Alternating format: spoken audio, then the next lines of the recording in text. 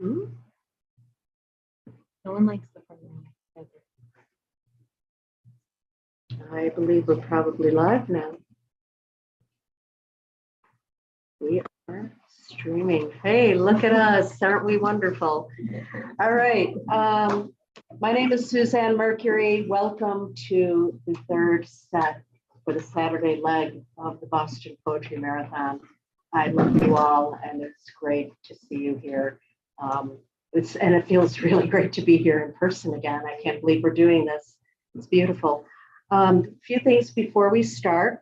I want to mention that the Boston Poetry Marathon this year is a fundraiser, and a really great one to raise funds for reproductive rights through two organizations, the Women Project and Eastern Massachusetts Funds for Abortion.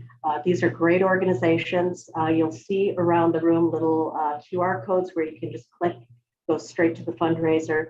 Every little bit helps, and I just want to thank everyone who has donated for their generosity. It's going to a great cause, and it really will make a difference. So I appreciate that so much. It means a great deal to me.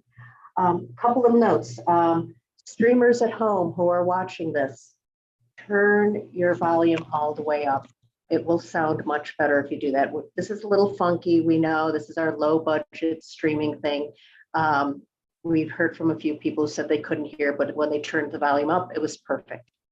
So, and readers, I just want to tell you, step back a little bit like this. Don't lean into the mic. Don't chew the mic, as they say. So that will help the sound to be more optimal for the streaming. All right. So readers of the hour are Ariela Ruth. By the way, if I mispronounce your name, just let me know. Ariela Ruth, J.D. Scrimgeour, Ruby Holterak, MP Carver, Heather Tressler, and Emma Melvin. The first reader of the hour is Ariela Ruth. Come on up, Ariela.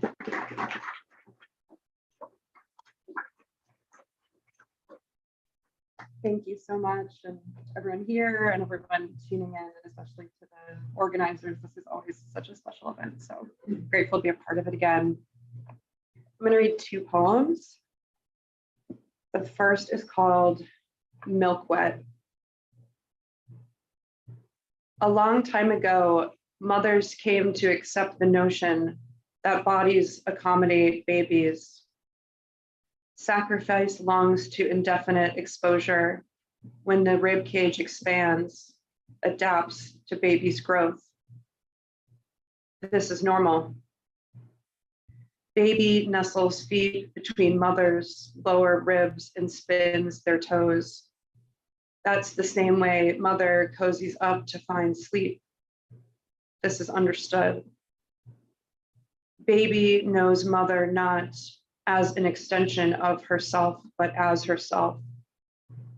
Mother is scent, temperature, warm and milk wet. A frayed cloth spiral unwrapped and fallen to ground. The untidiness is unnerving. Recoiled and tucked away until tomorrow. Mother takes up hula hooping to process the trauma of motherhood at home in this circular shape. We cannot ruminate on the rawness of many hearts in constant sunlight. Go to baby's room to dance and thrash, headbang at night when baby sleeps, starfished in mother's bed. Mother must herself be well mothered. My second and last poem is titled Scatter.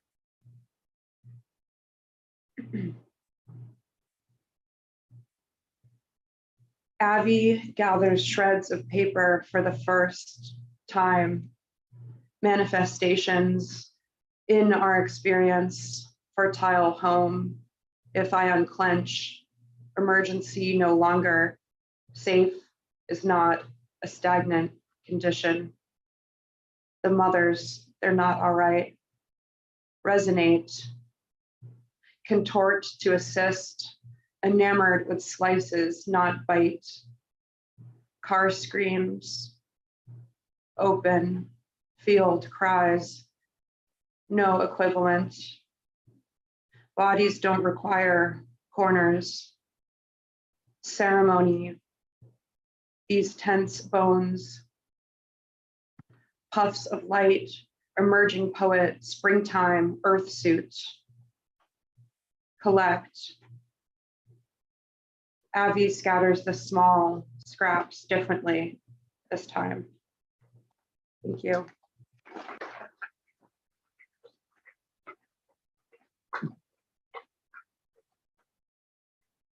Thank you, Ariela Ruth. That was beautiful. Next up is JD Scrimgeour.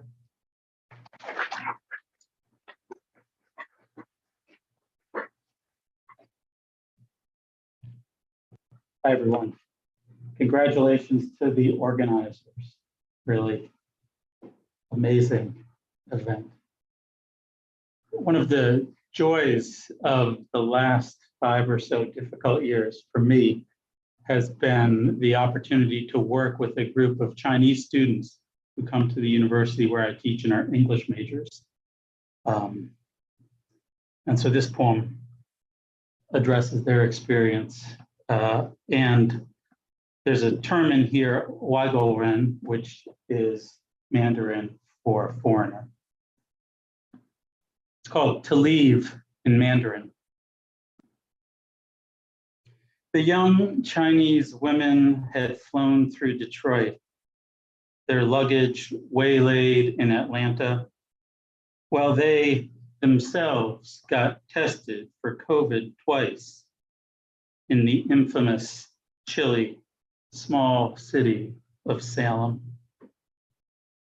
They weren't really themselves amidst so much English, so many Weibo-ren. They'd become the Weibo-ren themselves, eyes flickering above masks as the college van carried them to purchase cell phones and pillows. Did they notice the squirrels, how they were rounder, like the Americans? Notice the gulls' careening descent to the parking lot puddles? Did they read the mask on the bearded man? This is as useless as Joe Biden.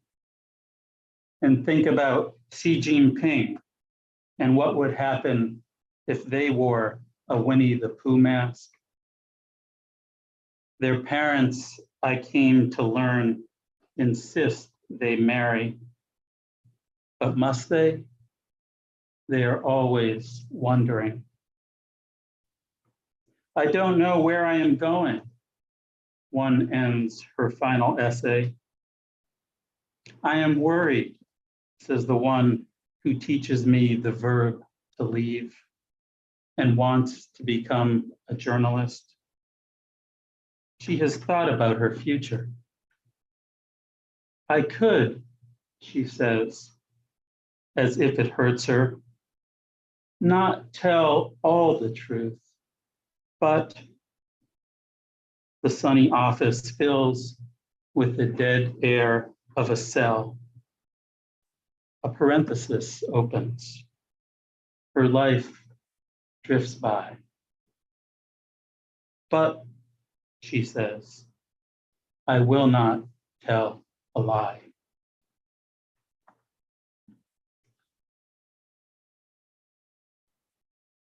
This poem is inspired by a book called Life and Death in Shanghai by Nian Cheng. And it's an extraordinary memoir of spending 7 years in prison during the Cultural Revolution. It's a dramatic monologue in her voice. The assignment. Write your autobiography, they said. Everyone in the country has done it. And they handed me a roll of paper and returned me to my cell, where I watched the spiders stumble across the floor and crawl under the cement toilet. The weather had turned cold. I'd spent months watching it diligently loop its web, perfectly symmetrical, across the corner of the room. Now it seemed too feeble to climb the wall. Above me, the detached web waved its strands. I began to write as little as possible. And my last poem isn't my poem. It's a poem by the poet Ma Yongbo, which I translated from the Mandarin. I don't believe any of his poems have been translated. He's a contemporary poet. I don't believe any of them have been translated into English or read. So this might be a first in this country. It's called The Swing.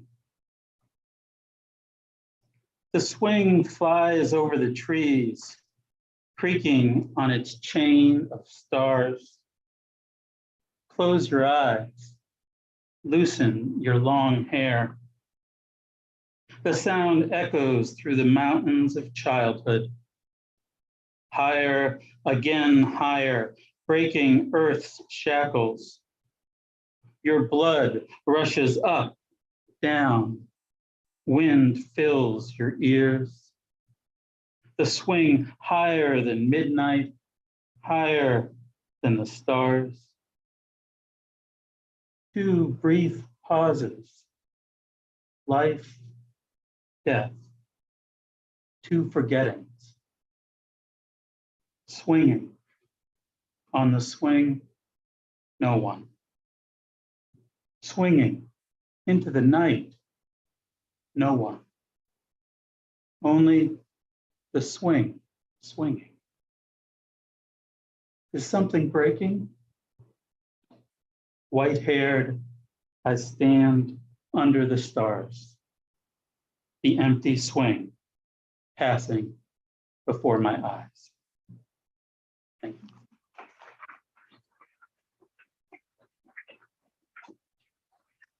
Thank you, ladies. Here.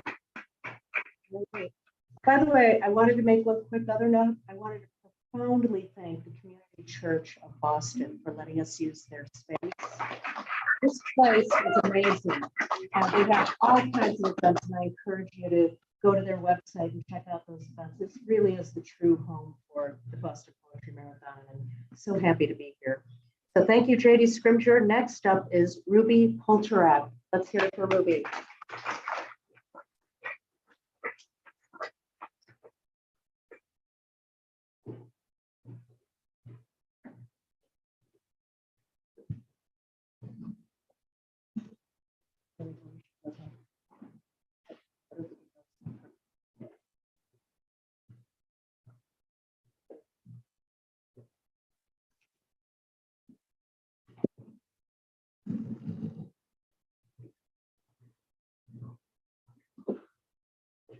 Just stand right about there, a little far away from Right, I heard that. First, I'd really like to thank the organizers and the volunteers for the Boston Poetry Marathon for their prodigious work, a prodigious job on this. Thank you so much. All right, 3.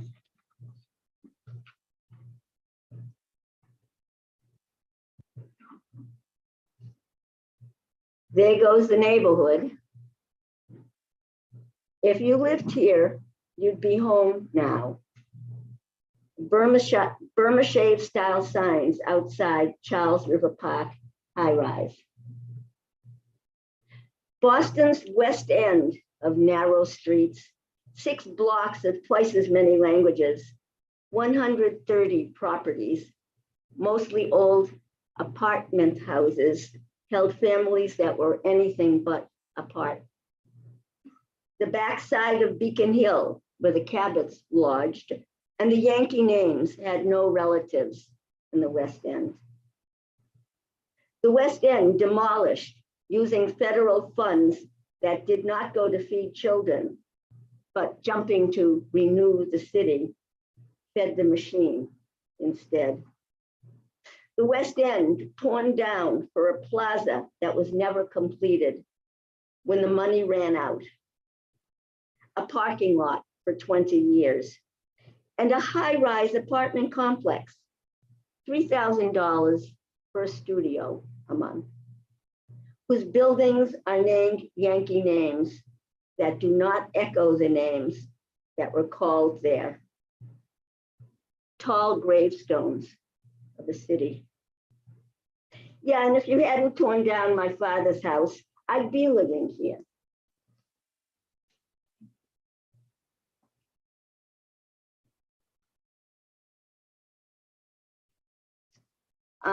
My parents owned a chocolate, they made chocolates. I don't want to call it a candy store because people think New York, New Jersey. That's because of the carpetbaggers who were here from like New Jersey and New York.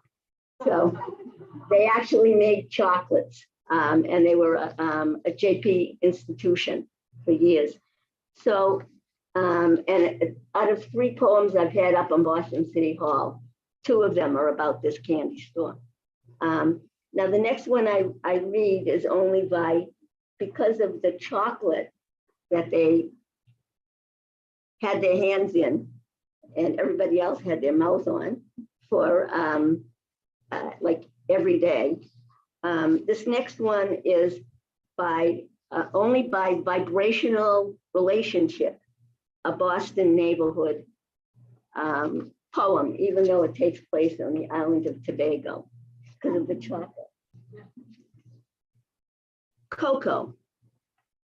Yesterday we climbed the narrow track, twisting up the hill through the brush to the whitewashed house, from the road that winds along the cliff, the road from Scarborough, where the ferry from Trinidad dropped us here on Tobago.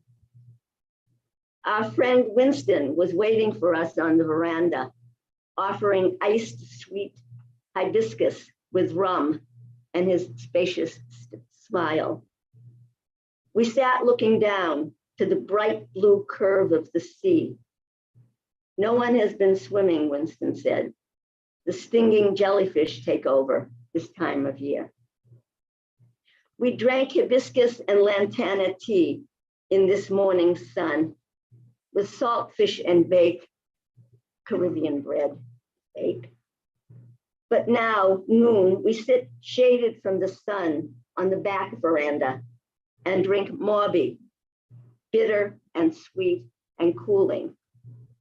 It cleans the blood, Winston says. On this side, we are close to the fence that winds between Winston's place and his neighbor's small cocoa plantation. A pale pink pig passes along the fence in the canopy's cool, rooting around the cocoa trees and snorting pleasure. Scruffy trees sprout hanging cocoa pods that erupt singly out of the branches, yellow and orange, even red. When they are cut crosswise by machete, we see the beans nestling inside in rows, cushioned by white pulp, marvelously sweet with a tease of cocoa taste, mysterious and elusive. Beans that were in mounds yesterday, scooped from harvested pods, are spread now on large wooden pallets in the sun. The milky sweet matrix clings still, letting the beans ferment into deeper taste, darken and dry. Tomorrow morning, we'll grate finished bitter chocolate into hot water with raw sugar from the cane and drink the breakfast of the gods.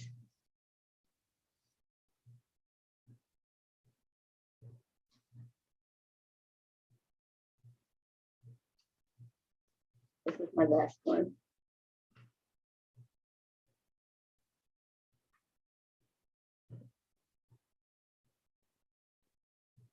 Death penalty for delivery.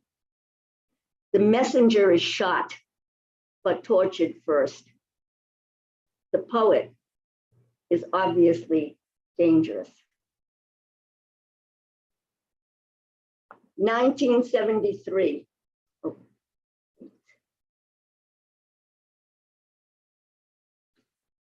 Missed one. Okay. 1973, Victor Jara, musician, wrists broken with an axe in Estadio, Chile. Bullet shredded body thrown out into the shantytown street, hip a gaping hole. Presente. 1972, Abdel Wael Zuaiter, writer and translator, assassinated in Rome by the Mossad. 1972, Hassan Khanafani, assassinated in Beirut by the Mossad. Hun, here, presente. 1954, the night of the murdered Yiddish poets. In Stalin's empire, executed in one night. Merely Yiddish was subversive. Many of them were born in Ukraine. Peretz Markish, duh, here. David Hofstein, here, duh. Itzik Pfeffer, duh. Leib Kvitkin, duh. David Bertelson, duh. Solomon Lazovsky, duh. Boris Shemilovich, duh. Benjamin Zuskin, duh. Joseph Yusezovich, duh. Leon Talmy, duh. Ilya Vattenberg, duh. Heike Vattenberg Ostrovskaya, duh. Emilia Teumin, duh. Solomon Bregman, duh. Mirzainen, duh. 1936, Federico Garcia Lorca, Granada, Spain, who chose not to escape. Presente.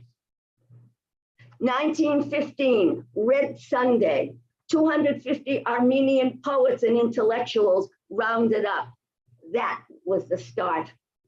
Ruben Sevak, Dikran Shakurian, Diran Kelekian, Tladinsky,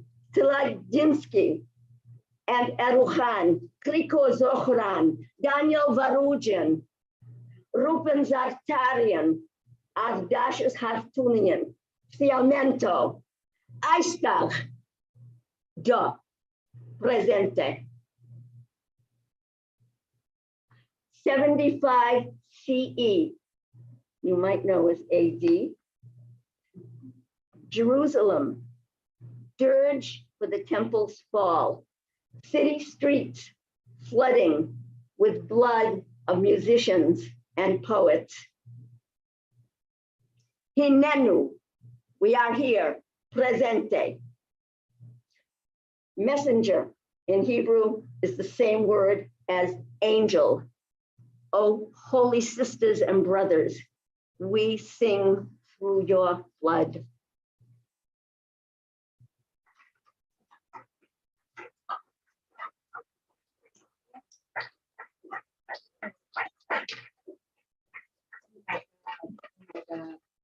Ruby Poltrek, that was really an amazing reading. To hear the name Daniel Varugin, I'm really grateful for that. That's beautiful. Okay, deep breaths. The next poet up is MP Carver. Thank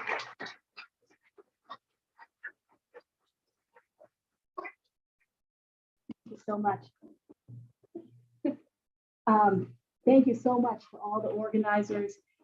Every year, I'm always so excited to be asked back to this wonderful event and so glad to hear everybody who's reading today. All right, this first poem is called You Go Girl. If I lined up all my money in singles the long way, I'd have almost 1/10 of a mile of cash, enough to take me from my door to the candy aisle of the Walgreens. The short way, I can make it to the parking garage, but I can't pay the meter.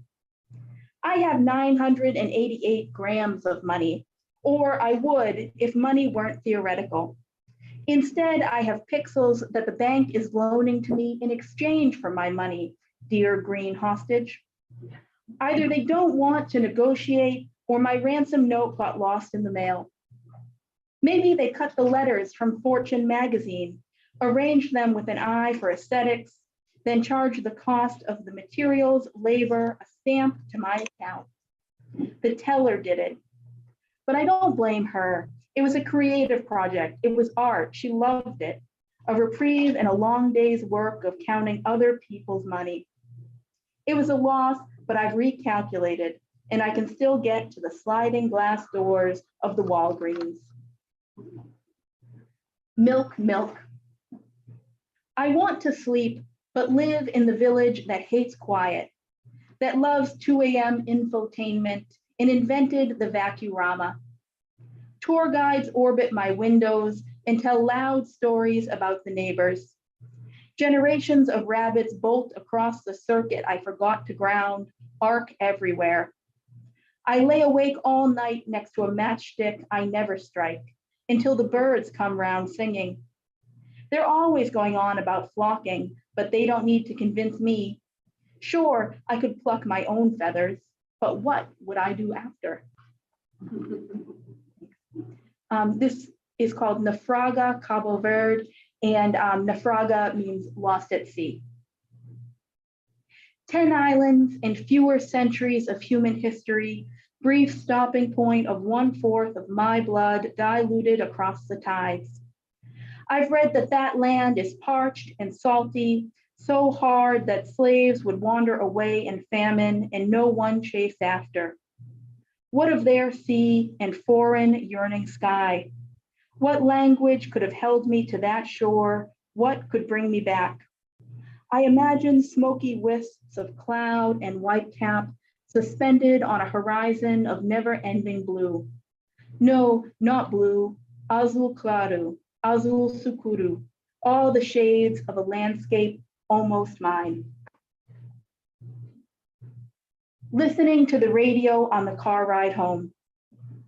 It's chaos in there, a mangled retaining of defense attorneys, a collection of witness statements, dark accounting, an infinite loop of stories of voices. When I turn away, they wink out like lights or candles or flames or flashbulbs. The radio says that stars can also be ghosts, and we just can't tell the living from the dead. I don't believe this is true. I think some stars are just ignoring us. I forget each and every one of them, visible and invisible, as I lay me down. In the morning, sun burning, I remember, then forget, then remember, then forget. The corporate assassin, Act 1, Scene 1, the interview. But what, he asks, do you do here? We execute sales, she says.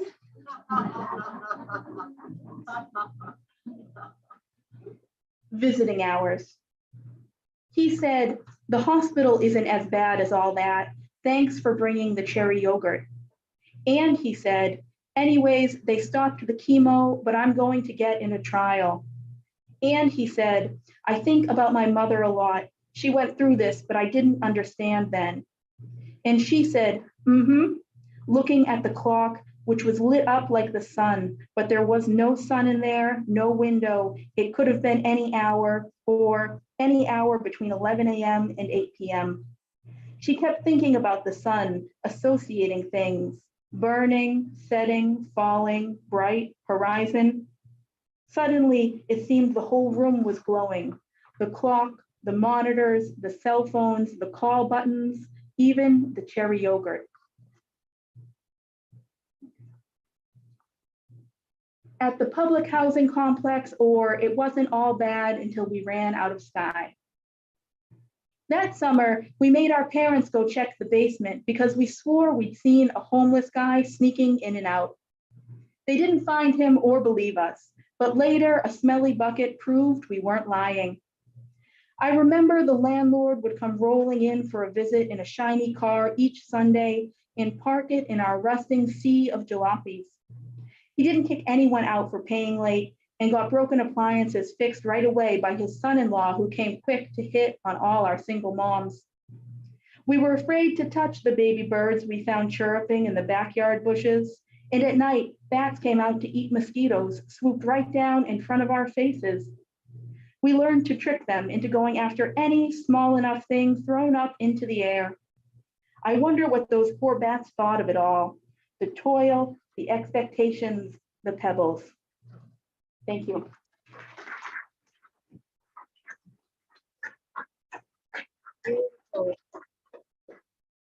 Thank you, MP Carver. And the next quote up is Heather Tressler. Let's hear it for Heather.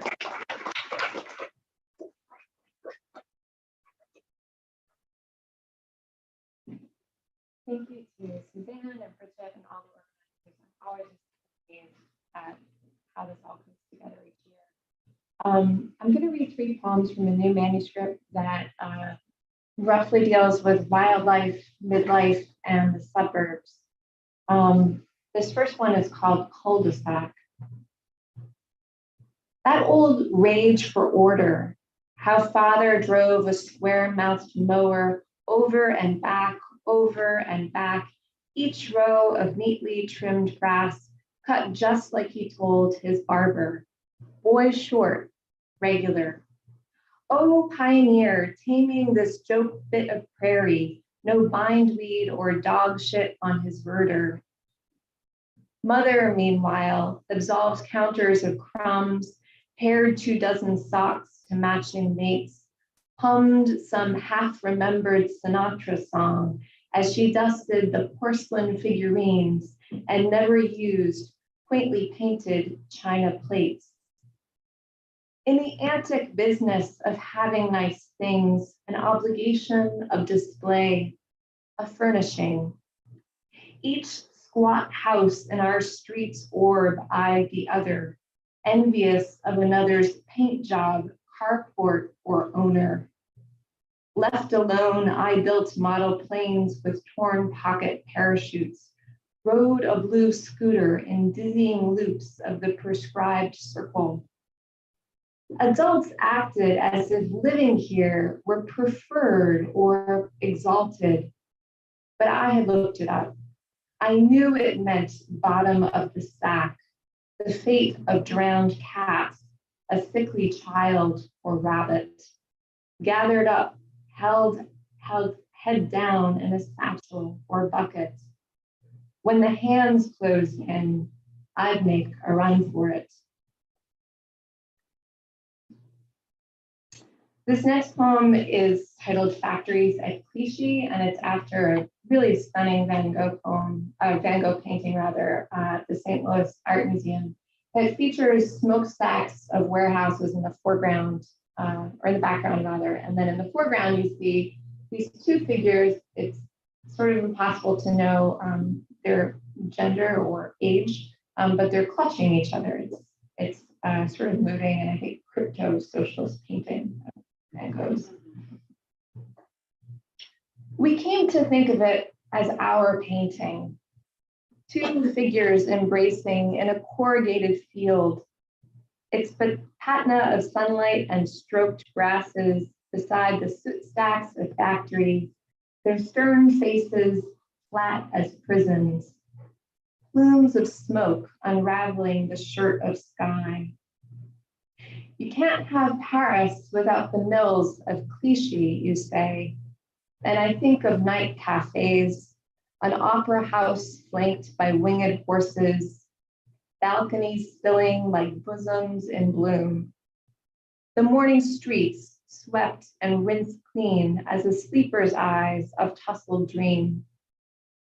You have the rest of your life to work, you add, with such pointed sharpness that I kiss you in the gallery where the touching of art is otherwise prohibited, and an ancient light or shadow falls across your face. How Van Gogh's lovers, narrow and undefined, clutch each other as if at sole possessions, released from assembly lines to this unruly field of wild rye, long-haired rue, meadow of another age, I might have walked with you. This next poem is called Everyone in Me is a Bird, which I'm sure many of you will recognize as a line from Anne Sexton's poem In Celebration of My Uterus. And the poem borrows 3 lines from her, which I think will be apparent. Everyone in me is a bird. In protest of the medical science that advised middle-aged women still beset by blood but done with children to retire sexual organs, Sexton wrote, "There is enough here to please a nation."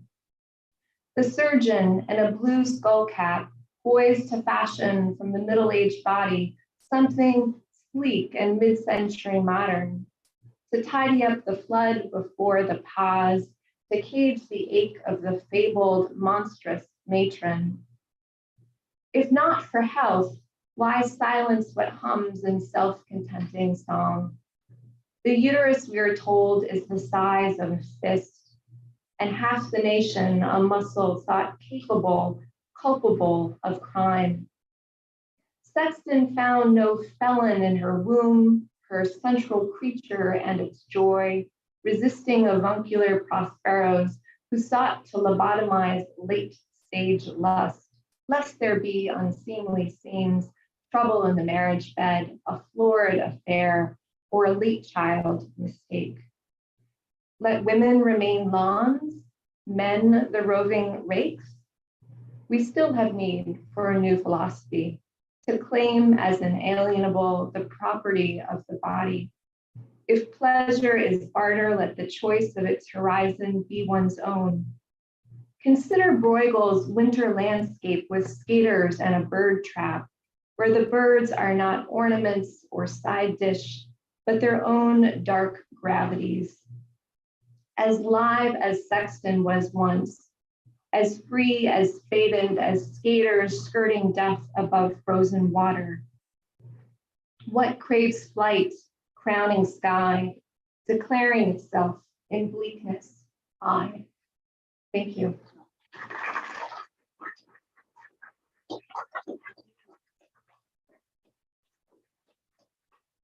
Thank you, Heather Tressler.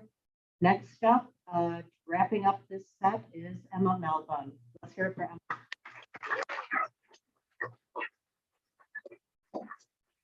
Thank you, and thanks. I'm so happy to be here. This is my first time ever.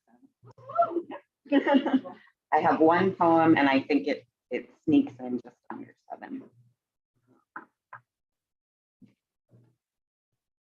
Soulscaping. I arrive ready for the ride.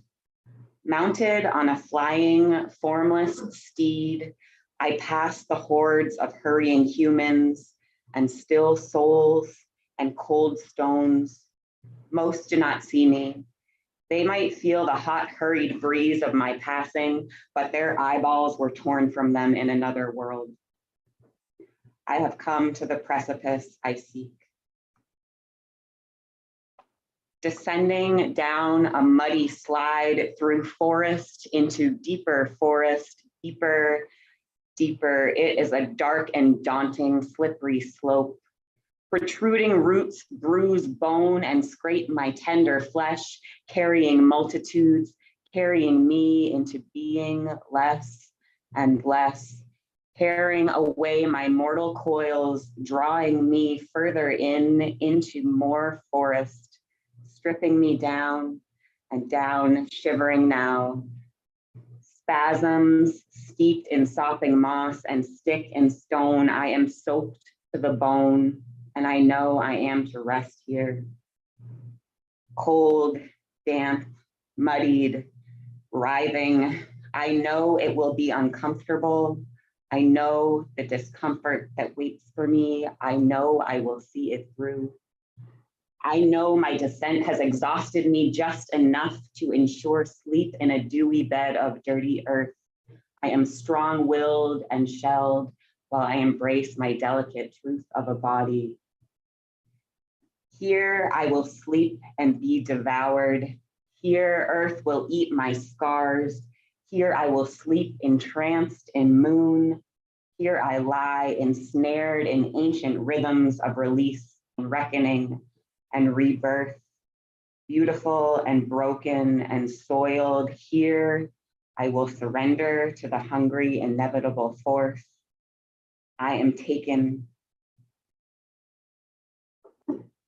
I awaken I arrive in some in-between dusty, barren land, so dry that tears are turned to smoke before they can begin to dream of steam. Here, air is shrouded in crumbling clay-like vapor. Breath is so heavy and burdened, stifled and shallow, it almost borders on invisible as it grazes the vast restraints of quiet, undiscovered suffocation. I am of and am amongst dark, dirty effigies, blackened in pointed, ashy ruin, resting atop funeral pyres, gritty pinnacles of glistening charcoal, sepulchres sculpted of tattered shards and hot, hazy webs of enduring fiber are strewn as threaded bridges to weave dreams through tombs, revolving under these piles of shimmering burnt weapons and textile and bone and blood and broken glass.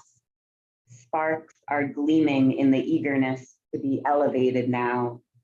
My seemingly desolate death desert is secretly oozing with life and spirit.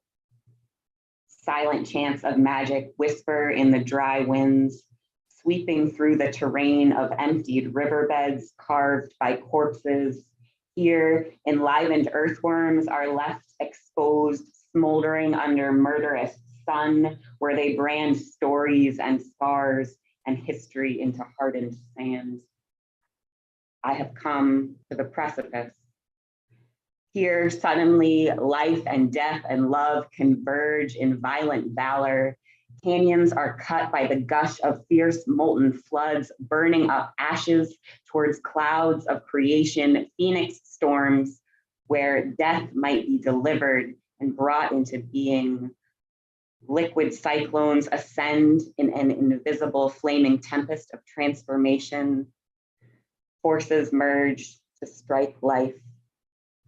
I traverse this whirlpool of treacherous nectar, of ecstatic emanation, wildly dancing in my convulsing electric cocoon, shooting for the moon, shooting for womb. Storms subside to a buzzing stillness, watery wisps swollen with possibility.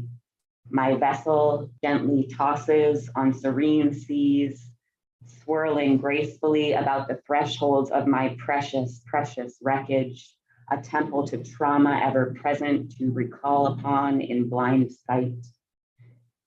I sway, steadfast and eager, my unborn eyes are intact, quiet, wide and open, full of love and fueled by love that has freed fire to burn brighter. I return. I awaken, alive, I arrive. Thank you.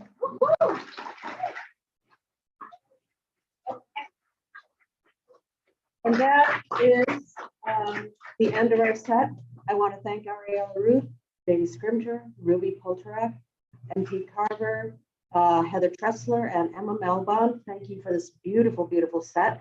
Next up, after a short break, will be Parmit Krasa, Christy Towers, Christina Liu, Jonathan Bennett Bonilla, Robbie Gamble, Mary Elizabeth Birnbaum, and Sylvia Plath. No, I don't think Sylvia Plath can make it.